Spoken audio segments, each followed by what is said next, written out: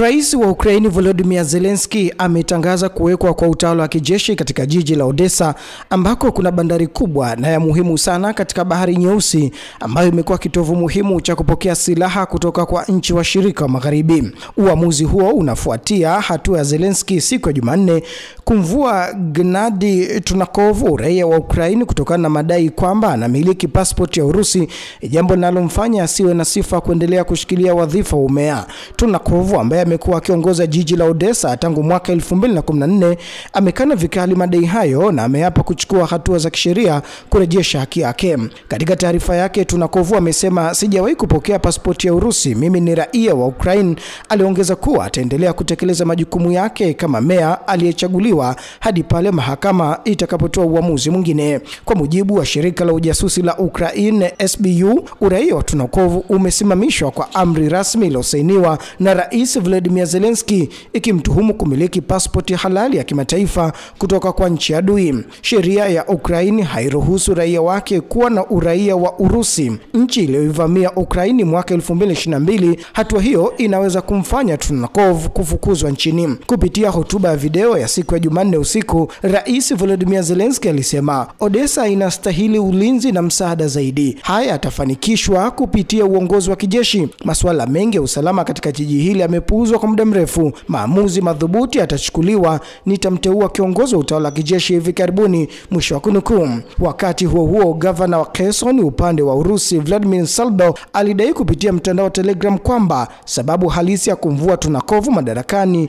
ni kwamba Zelensky anataka kudhibiti kikamilifu mifumo ya fedha huko Odessa, ikiwemo mapato yanayotokana na biashara haramu. Trukhanov ambaye hapo awali alionekana kuwa na mwelekeo wa Kirusi alijipambanua kama kiongozi wa Odessa yenye tamaduni nyingi. Aliwahi kupinga kampeni ya serikali ya Kiev ya kuondoa sanamu na alama zinazohusishwa na historia ya Urusi, akisema jiji la Odessa ni kitovu cha tamaduni zote za Ukraine. Baada ya Urusi kuanzisha operesheni maalum ya kijeshi nchini Ukraine mwaka 2022, Trukhanov alitoa wito kwa Kiev na Moscow kuketi meza moja na kutafuta mwafaka, huku akisisitiza haja ya serikali kuu kutoa uhuru zaidi wa utawala wa majimbo. Mwezi Juni mwaka huu aliwaambia wakazi wa eneo hilo kuwa Odessa si jiji la Urusi, lakini alitamka maneno hayo kwa lugha ya Kirusi, lugha ya kwanza kwa wakazi wengi wa jiji hilo. Wakati vita ikiendelea, jeshi la Urusi limekuwa likishambulia mara kwa mara maeneo ya Odessa, likilenga maghala ya silaha na miundombinu ya kijeshi inayodaiwa kutumika kupanga mashambulizi ya ndege zisizo na rubani kuelekea Crimea na maeneo mengine ya Urusi.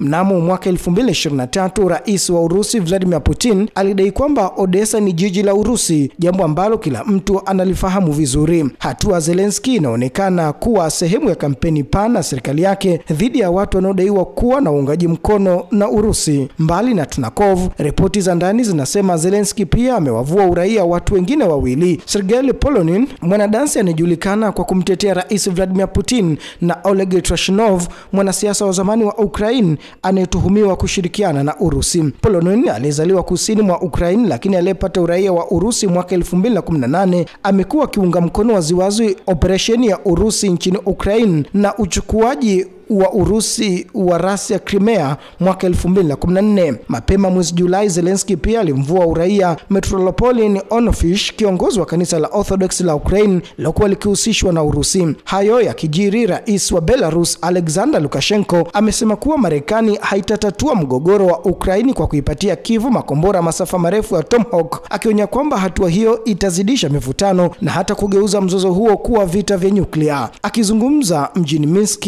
Lukashenko amesema kuipatia Ukraini silaha hizo si suluhisho bali ni kuchochea maangamizi mapya. Kauli hiyo inakuja baada ya maafisa wa Marekani mwezi uliopita kupendekeza kuwa Washington inaweza kufikiria kupeleka makombora hayo kwa Ukraine, ingawa rais wa Marekani Donald Trump amesisitiza kwamba hakuna uamuzi wa mwisho uliofikiwa. Makombora ya Tomahawk yanakadiriwa kugharimu takriban dola milioni 1.3 kila moja na yana uwezo wa kusafiri umbali wa hadi kilomita 2500, jambo ambalo lingeipa Ukraine uwezo wa kushambulia malengo ya ndani kabisa Urusi, ikiwemo mji mkuu Moscow na maeneo mengine. Lukashenko amesema Trump anaelewa vyema zaidi kuliko mtu mwingine yoyote kwamba hatua kama hiyo itakuwa hatari kubwa, na akabainisha kuwa rais wa Marekani hana haraka kuidhinisha utoaji wa silaha hizo hatari au kuruhusu mashambulizi ndani ya ardhi ya Urusi kama alivyoomba rais wa Ukraine Volodymyr Zelensky. Kwa upande mwingine, rais wa Urusi Vladimir Putin ametoa onyo kali kwamba iwapo Marekani itapeleka makombora hayo, Moscow italazimika kuimarisha ulinzi wake wa anga, na kwamba hatua hiyo itaharibu kwa kiasi kikubwa uhusiano kati ya Marekani na Urusi. Rais Vladimir Putin amesema kuwa makombora hayo hayatabadilisha nguvu za kivita katika uwanja wa mapambano. Waziri wa mambo ya kigeni wa Urusi Sergei Lavrov ameunga mkono kauli hiyo, akisema kuwa Ukraini haiaminiki katika matumizi ya silaha za magharibi na kwamba serikali ya Kiev imekuwa ikitumia silaha hizo kushambulia raia kwa makusudi, madai ambayo Ukraini imeyakanusha. Kwa upande wake, Trump aliwaambia waandishi wa habari Jumapili kwamba ingawa Ukraini imeomba makombora ya Tomahawk kuzituma, kutakuwa hatua mpya uchokozi dhidi ya Urusi, akiongeza kuwa kulijadili suala hilo na Rais Putin, akisema kwamba kama vita hivi havitamalizika nitawapa Ukraine makombora Tomahawk. Hata hivyo, wachambuzi kadhaa wameeleza kuwa ni vigumu Marekani kutekeleza mpango huo, kwani makombora mengi ya Tomahawk tayari yamepangiwa matumizi ya jeshi la majini na miradi mingine. Mmoja wa wachambuzi aliambia gazeti la Financial Times kwamba Washington huenda ikaweza tu kutoa kati ya makombora 20 hadi 50, kiwango ambacho hakitakuwa na athari kubwa kwenye uwanja wa vita. Tukibakia huko nchini Belarus, ni kuwa mzozo wa Ukraine umewekwa kama ajenda kubwa katika mazungumzo yanayoendelea kati ya Marekani na Belarus, amesema mkuu wa shirika la ujasusi la Belarus KGB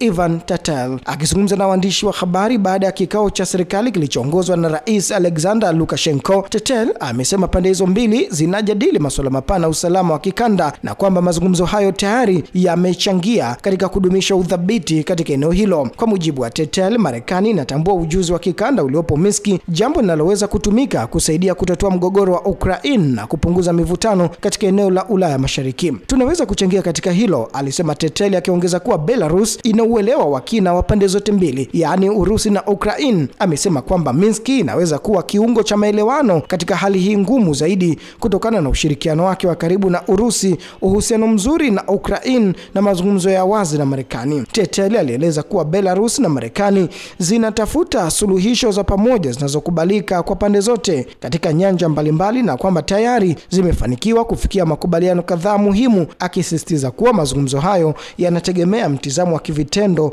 na wa kiakili unaozingatia maslahi ya kitaifa. Kwa mujibu wa Tatel, viongozi wa mataifa hayo, Rais Alexander Lukashenko na Rais Donald Trump, wanajihusisha kwa kina katika mazungumzo hayo. Tuna kila nafasi ya kupata mafanikio makubwa katika uhusiano wetu na Marekani, alisema Tatel, akibainisha kuwa Minsk iko wazi kwa mazungumzo na mataifa mengine ya magharibi pia. Rais Lukashenko naye alithibitisha kuwa Belarus iko tayari kwa makubaliano makubwa na Marekani, lakini kwa sharti kwamba maslahi ya taifa la Belarus lazima yazingatiwe. Maendeleo haya yanakuja wakati uhusiano kati ya Minsk na Washington ukianza kuboreka baada ya kipindi cha mivutano mikali wakati wa utawala wa rais wa zamani Joe Biden. Mwezi Septemba, Marekani iliondoa vikwazo kwa shirika la ndege la kitaifa la Belavia kama sehemu ya makubaliano ambayo yalijumuisha hatua ya Belarus kuachilia zaidi ya wafungwa 50, wakiwemo wale waliokuwa wanatuhumiwa kwa kuchochea vurugu. Baadaye mwezi huo maafisa wa jeshi la Marekani walishiriki katika mazoezi ya kijeshi ya pamoja ya Urusi na Belarus, hatua iliyotafsiriwa kama ishara kupungua kwa uhasama kati ya pande hizo mbili.